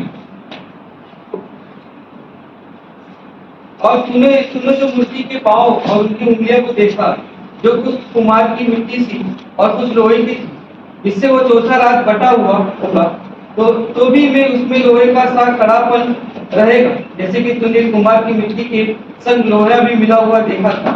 और उसके पांव की उंगलियां कुछ तो लोहे की और कुछ मिट्टी की थी। इसका अर्थ यह है कि वो राज्य कुछ तो दृढ़ और कुछ निर्बल हो। हाँ, बस पहले हमने क्या देखा? रोम में 2 पैर, सिर्फ लोहे के। लेकिन आखिरी एक राज्य और एक आने वाला है, उसके अंदर एक मेटल नहीं है, लोहा भी है और मिट्टी भी है। Iron and clay mix, iron and clay कभी मिक्स नहीं होगा, है ना, बिना पावर, अलग अलग रहते। यहां पर देखो ये यानी इसके ऊपर, इसके बीच में हम रह रहे हैं, कलीसिया इसके बीच में। आयरन और क्ले, मिट्टी और लोहा, ये राज्य और एक आने वाला है। कब आएगा हमें नहीं मालूम। ये किसका राज्य है मालूम है? अगर आप देखोगे ना, पहले के समय में हमेशा आपको ब्रिजेस मिलेंगे, बिल्डिंगें मिलेगी, कुछ मेन स्ट्रक्चर आपको मिलेंगे। इस प्रकार के स्ट्रक्चर सिर्फ लोहे के आपको मिलेंगे पहले के समय में। ये भी पावरफुल है, टिकाऊ रहते हैं। लेकिन ऐसे भी आपको मिलेंगे कुछ स्ट्रक्चर जो सिर्फ पत्थर के हैं या मिट्टी के हैं। पत्थर के स्ट्रक्चर भी आपको मिलेंगे इस पृथ्वी के ऊपर, और लोहे की भी स्ट्रक्चर आपको मिलेंगे, या मिट्टी की भी स्ट्रक्चर आपको मिलेंगे, या लोहे के भी आपको स्ट्रक्चर मिलेंगे। लेकिन अभी के समय में लोहा भी पावरफुल है, लेकिन मिट्टी पावरफुल नहीं है। मिट्टी एकदम आसानी से टूट सकती है। लेकिन अभी क्या होगा मालूम है? अभी क्या हो रहा है मालूम है? इस पृथ्वी के ऊपर फिलहाल लोहा और मिट्टी दोनों कंबाइन कर रहे हैं। बिल्डिंग हो, ब्रिजेस हो, जब ये दोनों कंबाइन होते हैं तब क्या होता है मालूम है? और ज्यादा स्ट्रेंथ आता है उस स्ट्रक्चर में। लोहे के ब्रिजेस थे पहले, लेकिन वो भी ज्यादा दिन टिक नहीं पाते। लेकिन जब ये स्ट्रक्चर बना तब इसके अंदर पावर है। यानी इस पृथ्वी के ऊपर एक दिन ऐसा आने वाला है, एक राज्य आने वाला है जो लोहा और मिट्टी का आने वाला है। और वो राज्य कौन सा? दूसरा तीसरा कोई नहीं, वो है मसीह विरोधी का राज्य, एंटी क्राइस्ट। 5 गिर गए, एक है और एक आने वाला है, वो थोड़े समय के लिए। ये व्यक्ति आएगा, ये व्यक्ति आने वाला है, सिर्फ 7 साल के लिए आएगा और 7 साल में के लिए 3.5 साल वो राज्य करेगा इस पूरे पृथ्वी के ऊपर। और ये व्यक्ति बहुत ज्यादा पावरफुल रहने वाला है, बहुत ज्यादा पावरफुल। और इस व्यक्ति के हाथ के नीचे 10 राज्य आने वाले, 10 किंग्स, अलग अलग राज्य आने वाले हैं। और ये 10 किंग्स हमें क्या दिखाई देता है? 10 टोस, जो स्ट्रक्चर हमने देखा है, जो आदमी, जो पुतला, उसके 10 उंगलियां हमने देखी पैर के, ये 10 उंगलियां, यानी उस जैसे मोदी है, मोदी के हाथ के नीचे चीफ मिनिस्टर है, उसी प्रकार ये व्यक्ति एक हेड रहेगा पूरी पृथ्वी के ऊपर और उसके हाथ के नीचे ये 10 पावरफुल व्यक्ति रहेंगे। उसमें से एक व्यक्ति रहेगा इस्राएल में से, इस्राएल में से। और बाइबल इसके बारे में कहती है, रेवलेशन चैप्टर 12 के अंदर आपको मिलेगा शैतान के बारे में, शैतान। रेवलेशन चैप्टर 13 1 से लेकर 10 तक आपको दिखाई देगा एंटी क्राइस्ट के बारे में। और 11 से लेकर 18 तक आपको फॉल्स प्रॉफिट मिलेगा। ये तीन पावरफुल फोर्सेस उस समय रहेगी। 3। हमारा परमेश्वर कौन है मालूम है? एक परमेश्वर, लेकिन 3 व्यक्ति हैं, पिता, पुत्र, पवित्र आत्मा। पवित्र आत्मा का एक मकसद है, हमेशा पवित्र आत्मा हमें कहां पर लेके जाता मालूम है? प्रभु यीशु मसीह की ओर, पुत्र की ओर जाता है। जब एक व्यक्ति पुत्र की ओर आता है, वो एक्चुअली कहां पर आता है? पिता के पास, पिता के पास आता है। उसी प्रकार जो भी व्यक्ति फॉल्स प्रॉफिट के पास जाएगा, वो फॉल्स प्रॉफिट कहां पर लेके जाएगा मालूम है? एंटी क्राइस्ट के पास। और जो व्यक्ति एंटी क्राइस्ट के पास आएगा, वो एक्चुअली कहां पर जा रहा है? शैतान के पास। ये 1, 2, 3 व्यक्ति इस पृथ्वी के ऊपर काम करेंगे आखिरी के दिनों में। यानी ये जो व्यक्ति रहेगा बीच में का, हमें नहीं मालूम ये कौन है, मुझे नहीं मालूम इसका नाम क्या है, मुझे नहीं मालूम ये आज जीवित है कि नहीं। अगर जीवित है तो उसको भी नहीं मालूम वो एंटी क्राइस्ट है। जीवित भी रह सकता है, अभी शायद कौन से स्कूल में भी पढ़ सकता है, वो पढ़ रहा रहेगा, उसको भी नहीं मालूम। क्यों मालूम है? यहूदा इस्करियोत को भी मालूम नहीं था मैं यीशु मसीह को पकड़ने वाला हूं, उसको खुद को मालूम नहीं था। कब पता चला? उस खोली के अंदर, जब प्रभु यीशु मसीह ने कहा तुझे जो करना है वो कर, जल्दी कर, उठ गया और चला गया। क्यों उठ गया मालूम है? शैतान अंदर चला गया। इसको भी नहीं मालूम ये कौन है, लेकिन जब इस व्यक्ति के अंदर शैतान जाएगा तब ये पूरी दुनिया के ऊपर कंट्रोल करेगा, पूरी दुनिया के ऊपर। और इसके लिए इस पृथ्वी के ऊपर ये नंबर लाने वाला है 666, शैतान का नंबर, एंटी क्राइस्ट का नंबर और फॉल्स प्रॉफिट का नंबर 666। इविल ट्रिनिटी है, इविल ट्रिनिटी इस पृथ्वी के ऊपर आने वाली है। कब आएगी? हम स्वर्ग में जाएंगे तब। कई लोग कहते हैं मुझे एंटी क्राइस्ट को देखना है, देखने के लिए इंतजार मत करना, एंटी क्राइस्ट के बदले यीशु मसीह पहले आने वाला है, उसकी राह देखो। और कई ऐसे प्रभु के दास भी आपको मिलेंगे, जो भी नया प्रेसिडेंट आता है, प्राइम मिनिस्टर आता है, उसको एंटी क्राइस्ट ही बना देते। ट्रम्प एंटी क्राइस्ट, ये उसके पहले बुश था वो भी एंटी क्राइस्ट, ओबामा उसको भी एंटी क्राइस्ट, कई मर भी गए, लेकिन एंटी क्राइस्ट अभी आएगा नहीं। कब आएगा? हम स्वर्ग में जाने के बाद। हाँ, शायद हम उसको आज देख रहे हैं। कई लोगों ने मोदी को भी कहा, उसको भी छोड़ा नहीं। अरे मोदी भारत देश है, ये आएगा, कहां से आएगा? लोहा, लोहा, लोहा, लोहा, आयन। रोम क्या था? आयन।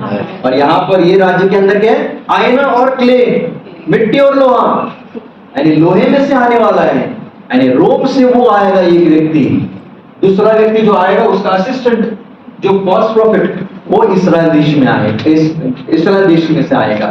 पता नहीं इन दोनों को हम टीवी के ऊपर भी देखते रहेंगे आज, पता नहीं वही रहेंगे शायद, हमें नहीं मालूम, लेकिन जो भी रहेंगे वो शैतान से भरे हुए रहेंगे। और इसके लिए वहां पर लिखा है 12वें अध्याय में पढ़ा हमने, उसको 7 सर है, 7 सर ने ऐसा पावरफुल व्यक्ति रहेगा जिसके अंदर मिस्र देश की भी शक्ति रहेगी, आशीरा की भी शक्ति रहेगी, बाबिलोन की भी शक्ति रहेगी, बाद में मेदी पर्शी की भी शक्ति रहेगी, ग्रीस की भी शक्ति रहेगी, रोम की भी शक्ति रहेगी और उसकी खुद की शक्ति।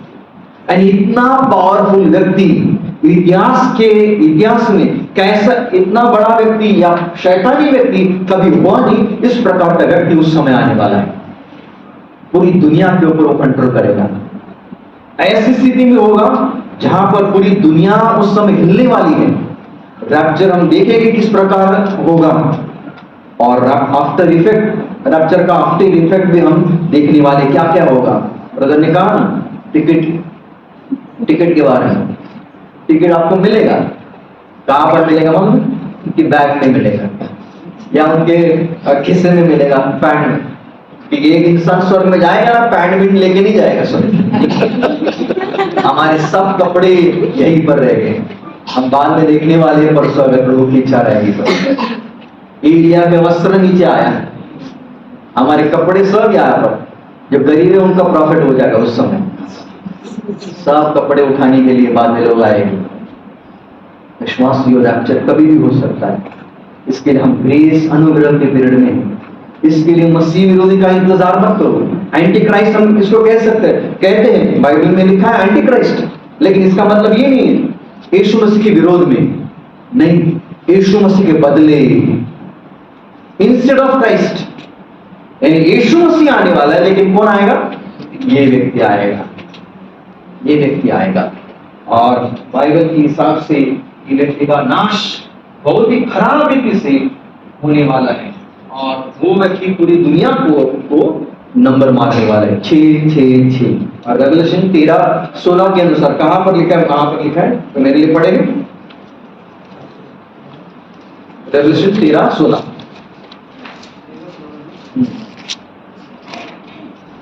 ये छोटे बड़े धनी कंगाल स्वतंत्र दास सबके दाहिने हाथ या उनके माथे पर एक एक छाप करानी। हाँ, उसके बाद में इसको छोड़ इस पर छाप अर्थात उस पशु का नाम या उसके नाम का अंक हो, अन्य कोई लेन देन न कर सके। ध्यान इसी में है, कोई भी लेन देन उस समय करेगा नहीं जब तक ये मार्क नहीं है हाथ के ऊपर या माथे के ऊपर। मार्क नहीं है ना, अगर आप दुकान में जाओ 5 रुपए का नींबू दे दो भाई, और नींबू भी आपको देगा नहीं जब तक मार्क देखेगा नहीं, और नींबू भी देगा नहीं 5 रुपए का। 5 रुपए का 10 पैसे का भी मिलेगा नहीं, कुछ भी नहीं। यानी मार्क जरूर रहेगा उस समय। उस 7 साल में क्या होगी जो लोग मार्क नहीं लेंगे उस समय, क्योंकि सुसमाचार उस समय भी रहेगा। उस समय भी कई लोग यीशु मसीह के ऊपर विश्वास करेंगे और उस समय जो करेंगे ना उनको बहुत कठिन परिस्थिति से जाना पड़ेगा जो नहीं लेंगे मार्क। धन्य हम अनुग्रह के समय में रह रहे हैं, इसके लिए विश्वास की हो। एक ही विनती है, प्रभु यीशु मसीह के ऊपर जितना हो सके जल्दी उतना यीशु मसीह के ऊपर विश्वास करें, क्योंकि यीशु मसीह आने की कभी भी आ सकता है। शायद पूरी दुनिया के अगर आप देखोगे, मुझे तो डाउट है, दुनिया की स्थिति एक ही बताती है कि एंटी क्राइस्ट आज रेडी है, तैयार है स्टेज के ऊपर आने के लिए। शैतान तैयार है अपना एक व्यक्ति लाने के लिए, लेकिन कलीसिया तैयार नहीं है स्वर्ग में जाने के लिए। आज हमारे जीवन में झांक कर देखो, क्या मैं और आप तैयार है क्या? और बाइबल के अनुसार इस व्यक्ति का और ये झूठा, ये दोनों जन का मृत्यु भयानक होने वाला है। रेवलेशन 19 19 और 20 में क्या लिखा है?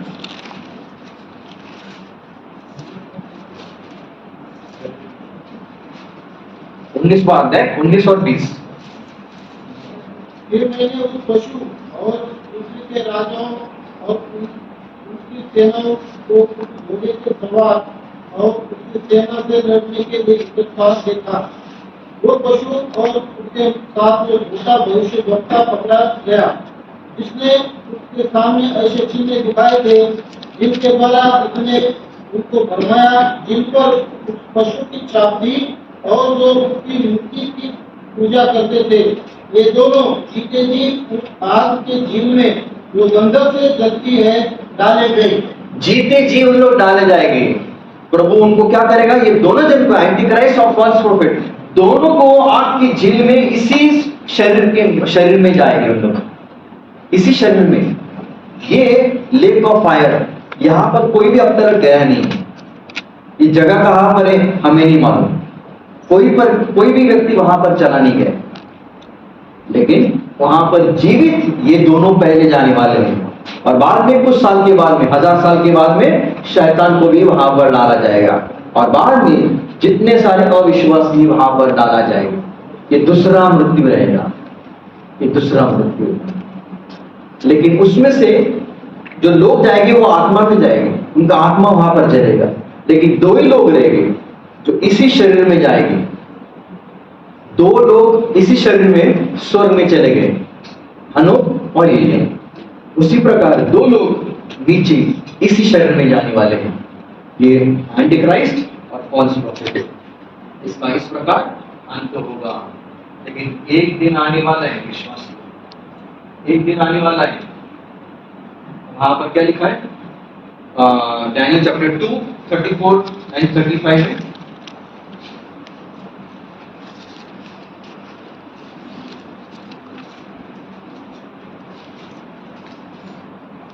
फिर देखते देखते तुमने क्या देखा कि एक पत्थर में बिना किसी के खोदे आप ही आप उखड़ कर उस मूर्ति के पांव पर लगकर जो लोहे और मिट्टी के थे उनको चूर कर डाला। तब लोहा, मिट्टी, पीतल, चांदी और सोना भी सब चूर हो गए, और दुष्काल में खलिहान मोटे भूतरे के समान हवा से ऐसे उड़ गए कि उनका कहीं पता न रहा। दानियल क्या कह रहे हैं? तब एक पत्थर, इस पत्थर को किसी हाथ नहीं लगाया, वो पत्थर, एक पत्थर आया, और पत्थर ने कहां पर धक्का मारा उसको? उसके फीट के ऊपर, पैरों के ऊपर। और जब पैरों के ऊपर आया तो वहां पर क्या लिखा है? पैर जो मिट्टी और लोहा, बाद में लोहा, बाद में पितल, बाद में चांदी, और बाद में सोना। यानी ऑर्डर अभी नीचे से ऊपर जा रहा है। ये सब चूर चूर हो गए हैं। और उसका इंटरप्रिटेशन 44 और 45 में लिखा है। और उन राजाओं के दिनों में स्वर्ग का परमेश्वर एक ऐसा राज्य उदय करेगा जो अनंत काल तक न टूटेगा और न वो किसी दूसरी जाति के हाथ में दिया जाएगा। वरन वो उन सब राज्यों को चूर चूर करेगा और उनका अंत कर डालेगा, और वो सदा स्थित रहेगी। जैसा तुमने देखा कि एक पत्थर किसी के हाथ के बिन खोदे पहाड़ में से उखड़ा और उसने लोहे, पीतल, मिट्टी, चांदी और सोने को चूर चूर किया, इसी रीति महान परमेश्वर ने राजा को बताया है कि इसके बाद क्या क्या होने वाला है। न स्वप्न में और न उसके अर्थ में कुछ संदेह है। एक भी संदेह नहीं रहेगा। एक पत्थर आने वाला है, ये पत्थर उसको मारने वाला है, और नीचे से ऊपर वो चूर चूर होने वाला है, सब जाने वाले हैं। मगर एक ये पत्थर क्या होने वाला, क्या होगा मालूम है? ये पत्थर जब धीरे धीरे बड़ा होते जाएगा और एक बड़े पहाड़ का रूप लेने वाला है। और पहाड़ का रूप ये कौन सा है मालूम है? यहाँ पर हमें दिखाई देता है, प्रभु यीशु मसीह का राज्य। प्रभु यीशु मसीह का राज्य। हमने अब तक इतने सारे राज्य देखे। इजिप्ट के 778 साल उन्होंने राज्य किया। आशेरा ने 117 साल राज्य किया। बाबिलोन ने 66 राज्य साल किया। मीदी और पर्शिया ने 208 साल राज्य किया। ग्रीस ने 268 साल राज्य किया। बाद में रोम ने 539 साल, और अभी भी कर रहा है, और आगे आने वाले दोनों में करने वाला भी है।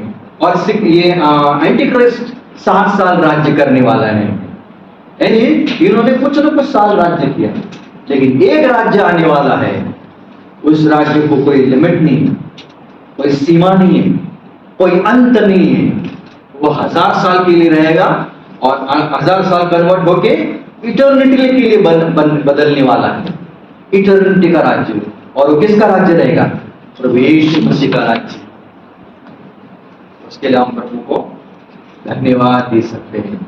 एक दिन आने वाला ये राज्य है, 1000 साल का राज्य, और उसके लिए कई साल के पहले प्रभु यीशु मसीह ने कुछ प्रार्थना किया। क्या प्रार्थना? तेरा राज्य आए। यही राज्य, यही राज्य, ये राज्य आएगा, दूसरे सब राज्य मिटने वाले हैं, सबका नाश, और एक राज्य हमेशा के लिए रहने वाला है। इसके अंदर कुछ भी अशुद्धता नहीं रहेगी। सब राज्य के अंदर कुछ ना कुछ अशुद्धता हमें दिखाई देती है, गड़बड़ आपको मिलेगी सब राज्य के अंदर। लेकिन ये राज्य प्योरिटी, प्योर रहेगा, शुद्ध रहेगा, पवित्र रहेगा। वहां पर कोई लड़ाई झगड़ा आपको कभी मिलेगा नहीं। आज अगर परिस्थिति देखोगे, रोज लड़ाई झगड़ा, ट्रेन के अंदर, बस के अंदर, रास्ते के ऊपर झगड़ा आपको मिलेगा। उस समय का राज्य ऐसा नहीं रहेगा। उस समय के राज्य के अंदर जानवर भी अच्छे होंगे। जानवर, चीता भेड़ बकरी के साथ बैठेगा, शेर भेड़ बकरी के साथ बैठकर खाना खाएगा, घास खाएगा। वो किसी को डर नहीं रहेगा, चीता का, शेर का डर। अब जकरिया की किताब पढ़ो, सारी चीजें वहां पर लिखी है। हाँ, विश्वास लो, ये सुंदर राज्य, 1000 साल का राज्य प्रभु यीशु मसीह का आने वाला है, और बाद में वो 1000 साल का राज्य इटर्निटी में बदलने वाला है, अनंत काल के लिए। एक ऐसा राज्य जो कभी खत्म न होगा। इसका एक आखिरी उदाहरण देकर मैं बंद करना चाहता हूं। इसका साइज अंत तक रहेगा, इसका वैल्यू कम नहीं रहेगा, सबसे ज्यादा रहेगा, और इसका पावर सबसे पावरफुल। क्योंकि राजा कौन है? प्रभु यीशु मसीह। कहां पर वो बैठेगा? यरूशलेम में बैठने वाला है, और वहां से वो बैठकर वो राज्य करेगा। इसके लिए ये जो राज्य रहेगा, the greatest, longest, blessed kingdom of all, उसके तुल्य कोई दूसरा राज्य नहीं है ही नहीं।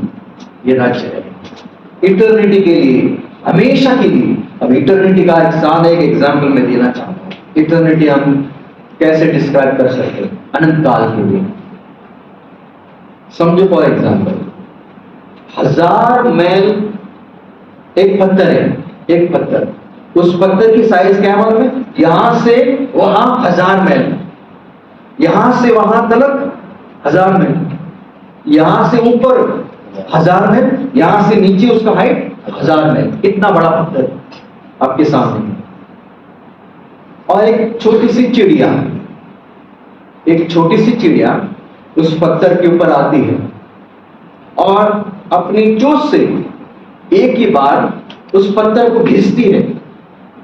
एक ही बार घिसेगी और जाएगी, उड़ जाएगी, और बाद में 1000 साल के बाद में वो चिड़िया वापस आएगी, और वापस वो पत्थर को एक ही बार घिसेगी, वापस जाएगी, बाद में वापस 1000 साल के बाद में वो पत्थर के ऊपर आएगी, बैठेगी और घिसेगी। और उस चिड़िया को क्या करने मालूम है? ये पत्थर को घिस के पूरा खत्म करना है। इतना बड़ा पत्थर, 1000 मील दूर यहां से इतना बड़ा पत्थर उस चिड़िया को एक बार आकर एक ही बार ऐसे करके, और 1000 साल के बाद में वापस आती है, और ऐसा करके उस पूरे पत्थर को उसको खत्म करना है। कितने साल लगेंगे? कितने साल? जो आप सोच रहे हैं ना, वो एक दिन, वो उसका एक दिन। हम कभी इमेजिन नहीं कर सकते इटर्निटी। यीशु मसीह और उसके साथ कौन रहने वाले हैं? हम। यीशु मसीह के ऊपर विश्वास करने वाले लोग ऐसे राज्य में जाने वाले हैं। कितने धन्य, कितना बड़ा, कितना लंबा वो राज्य रहेगा, और कितना आशीष से भरा हुआ राज्य रहेगा। ऐसे सुंदर जगह पे हम जाने वाले हैं प्रभु के साथ रहने के लिए। लेकिन फिर भी आज लोगों को वो जगह नहीं चाहिए।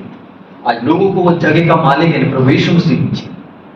इसके लिए प्रभु ने कहा, मैं जा रहा हूं तुम्हारे लिए जगह तैयार करने के लिए जा रहा हूं। वो जगह तैयार करना और वापस आने वाला है। कब आएगा हमें नहीं मालूम, लेकिन आने के पहले अगर आज भी यहाँ पर कोई व्यक्ति रहेगा जिसने अब तक यीशु मसीह को अपना जीवन सौंपा नहीं है, अब तक यीशु मसीह के ऊपर विश्वास किया नहीं रहेगा, अब तक यीशु मसीह को अपना प्रभु करके स्वीकारा नहीं रहेगा, अब तक अपने पापों का अंगीकार किया नहीं रहेगा, आज पश्चाताप करो, अपना जीवन प्रभु के हाथ में सौंप दो और प्रभु यीशु मसीह को बोलिए, प्रभु यीशु मसीह मेरे जीवन में आ जाओ, मेरा जीवन पूरी रीति से बदल दे, मैं तुझे आज प्रभु करके स्वीकार हो और मेरे पूरे जीवन का तू स्वामी बन जाए।